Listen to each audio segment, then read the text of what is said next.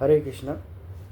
आज मैं आप लोगों को सामंत पंचक क्षेत्र का जो इतिहास है उसके बारे में बताना चाहूँगा कि त्रेता युग की बात है। जमदग्नि ऋषि जो परशुराम जी के पिताजी हैं, उनके पास कामधेनु नाम की गाय थी। और कामधेनु एक प्रजाति है वैसे गाय की, जो समुद्र मंथन से उत्पन्न हुई थी। वैसे तो ऐसी नहीं, ऐसा ऐसा नहीं है कि मतलब वो एक ही गाय है। तो उस वो पूरी एक प्रजाति है, उसमें अलग अलग नाम भी हो सकते हैं। जैसे वशिष्ठ मुनि के पास एक कामधेनु गाय थी, उसका नाम था सबला। वैसे ही तो वैसे ही एक गाय जमदग्नि ऋषि के पास भी थी।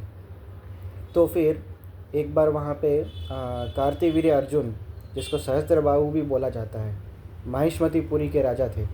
वो वहाँ पे उनसे मिलने के लिए आए, ऋषि से भेंट करने के लिए आए। तभी उन्होंने उनकी अच्छी तरह से आदर सत्कार किया जमदग्नि ऋषि ने। फिर बाद में कार्तिवीर्य अर्जुन को पता चला कि इतना जो भोजन मुझे दे रहे हैं, इतनी सेवा जो कर रहे हैं, ये सारी सामग्री ये कामधेनु गाय की वजह से आ रही है। और फिर उसके मन में लालच जाग गई कार्तिवीर्य अर्जुन के अंदर। तो उन्होंने जमदग्नि ऋषि से बोला कि मुझे आपकी कामधेनु गाय चाहिए।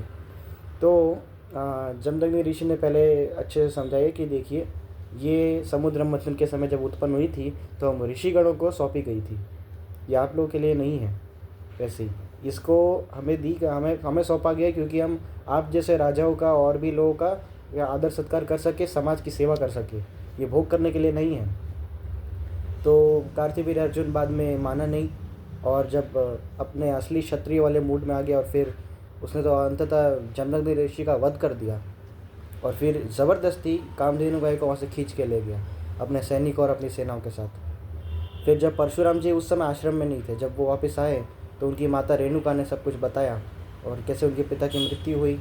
और कार्तिवीर्य अर्जुन है वो क्या बोलते हैं, माहिष्मतीपुरी का राजा है, और उसने हाँ कामधेनु गाय को भी ले गया है।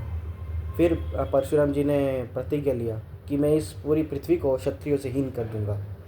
इस तरह से बाद में परशुराम जी का आगे जाके कार्तिवीर्य अर्जुन से युद्ध भी होता है, और वो 21 बार इस पूरी पृथ्वी को क्षत्रियों से हीन कर देते हैं। कार्तिवीर्य अर्जुन का भी वध हो गया। और जहाँ पे वो जो युद्ध हुआ था, वहाँ पे क्या हुआ था कि खून के 5 कुंड बन गए थे। मतलब इतना विनाश किया था परशुराम जी ने क्षत्रियों का। तो खून के 5 कुंड बन गए थे, मतलब तालाब, इसलिए उस जगह का नाम पड़ा सामंत पंचक। इसलिए आगे जाके वो ही जगह कुरुक्षेत्र बनी। वो कैसे कुरुक्षेत्र बनी उसका इतिहास मैं आपको नेक्स्ट वीडियो में बताऊंगा। हरे कृष्ण।